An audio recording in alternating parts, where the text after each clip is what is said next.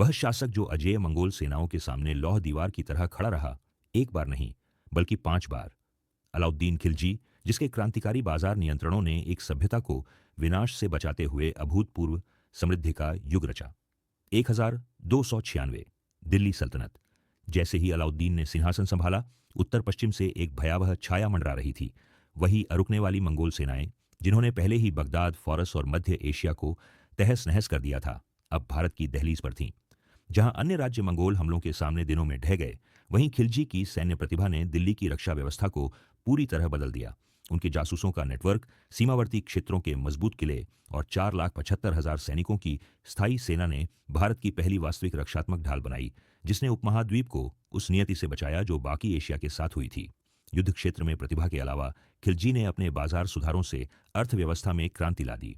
उनकी अभूतपूर्व मूल्य नियंत्रण प्रणाली, दीवान ए रियासत, ने आवश्यक वस्तुओं के मूल्य निर्धारित किए, बाजारों को नियंत्रित किया और राज्य के अनाज भंडारों का एक नेटवर्क बनाया, जिसने सूखे के दौरान भी समृद्धि सुनिश्चित की। आज भी दिल्ली की विशाल श्री किले की दीवारें खिलजी की रक्षात्मक दृष्टि का प्रमाण हैं। उनके बाजार नियमों के सिद्धांत आधुनिक अर्थशास्त्र की पुस्तकों में राज्य मूल्य नियंत्रण के प्रारंभिक उदाहरण के रूप में दिखाई देते हैं। उनके प्रशासनिक नवाचारों ने भविष्य की शासन प्रणालियों की नींव रखी।